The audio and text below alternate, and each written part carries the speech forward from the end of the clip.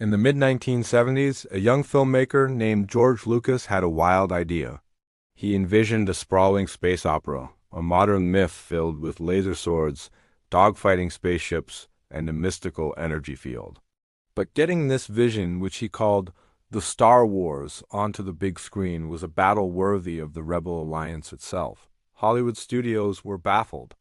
20th Century Fox eventually took a gamble, but they weren't exactly confident.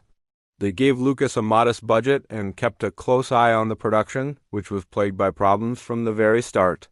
Filming in the Tunisian desert was brutal. Sandstorms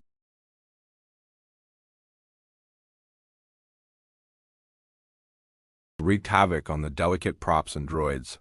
The brand-new, custom-built R2-D2 unit constantly malfunctioned. The actors, sweating in their heavy costumes, thought the dialogue about the Force and Wookiees was absurd. Harrison Ford famously told Lucas, "George, you can type this stuff, but you sure can't say it." Back in California, the visual effects team was facing an impossible task. No existing technology could create the dynamic space battles Lucas imagined. So, he founded his own company, Industrial Light and Magic, or ILM, led by John Dykstra. The brilliant minds at ILM essentially invented modern visual effects. They developed a computer-controlled camera system called the Dykstraflex, allowing them to film multiple passes of a model spaceship and composite them together to create the illusion of a massive fleet in motion. This had never been done before. They kitbash models from off-the-shelf plastic kits, giving ships like the Millennium Falcon that iconic used future look. Every shot was a painstaking process, a combination of artistry and raw innovation. Meanwhile, the film's editor, Marcia Lucas, along with others, worked tirelessly to piece together a coherent and exciting story from the chaotic footage. The final trench run sequence, in particular, was an editing masterpiece that built tension to an almost unbearable level. As the May 25, 1977 release date approached, nobody, not even Lucas, expected what was about to happen. He was so convinced the film would flop that he went on vacation to Hawaii with his friend Steven Spielberg instead of attending the premiere. But then the phone calls started. The movie wasn't just a hit. It was a phenomenon. Theaters were mobbed. Lines stretched around the block for weeks. People were seeing it 5, 10, 15 times. Star Wars didn't just entertain audiences. It transported them. It captured the imagination of a generation, offering a sense of hope, adventure, and wonder in a cynical post-Vietnam era. It was pure, unadulterated fun. The film's success was unprecedented. It shattered box office records and became a cultural touchstone overnight. But the real genius was in what came next. Lucas, in a shrewd business move, had retained the sequel and merchandising rights. This was almost unheard of at the time.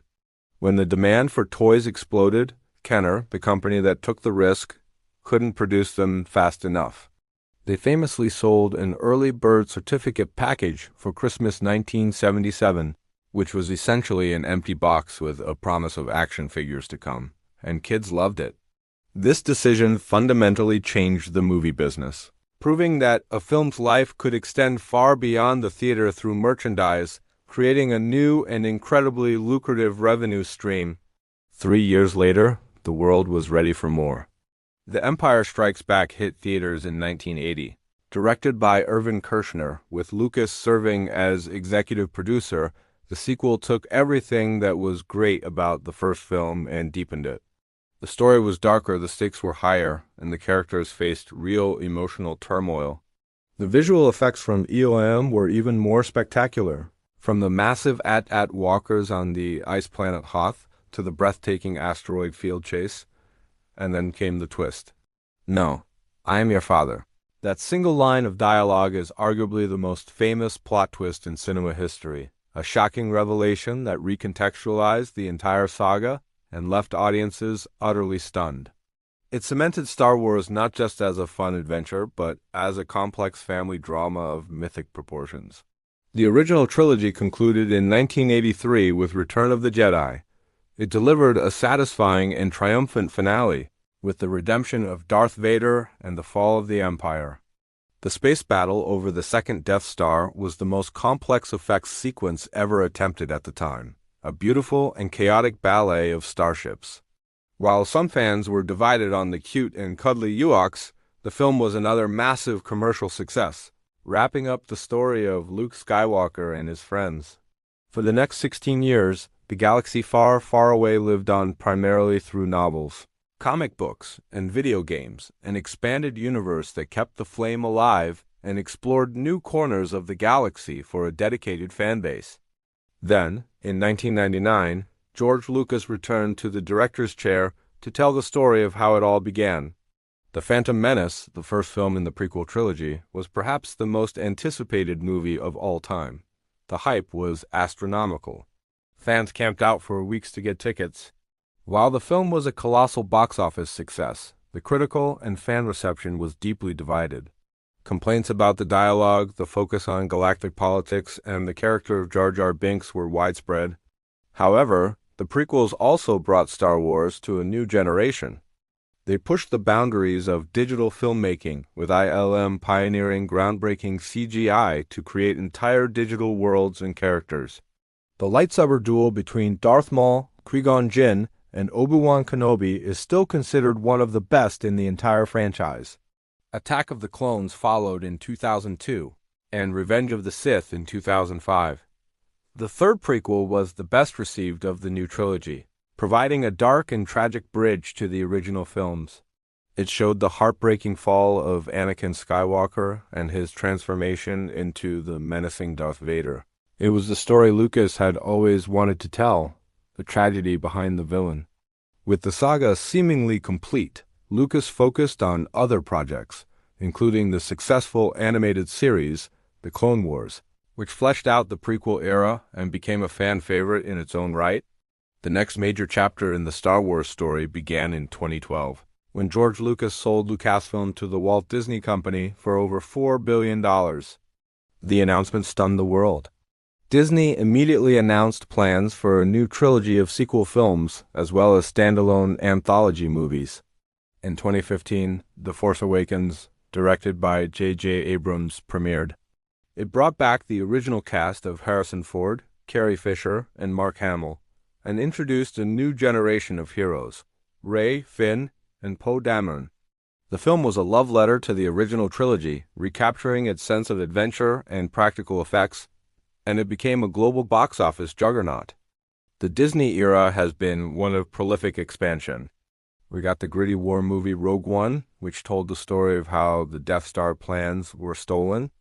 We got The Last Jedi, a film by Rian Johnson that challenged fan expectations and took the story in bold, controversial new directions. And we got The Rise of Skywalker, which aimed to conclude the 9-film Skywalker saga. Beyond the films, Star Wars has thrived on the small screen with the Disney Plus streaming service. The Mandalorian became a cultural phenomenon, introducing the world to Grogu, affectionately known as Baby Yoda, and revitalizing the Western in-space feel of the original. Series like Obi-Wan Kenobi, Andor, and Ahsoka have continued to explore the galaxy, connecting different eras and characters in exciting new ways. From a risky passion project in the 70s to a multi-billion-dollar global franchise, the story of Star Wars is as epic as the saga itself. It's a testament to the power of mythology, innovation, and imagination. It has inspired countless filmmakers, artists, and storytellers. More than that, it has become a shared language for generations of fans around the world, a galaxy of stories that continues to grow, evolve, and inspire. And it all started with one man's simple idea for a story about good versus evil, set a long time ago in a galaxy far, far away. Thanks for watching, and if you enjoyed this journey through Star Wars history, be sure to hit that subscribe button for more deep dives into your favorite franchises.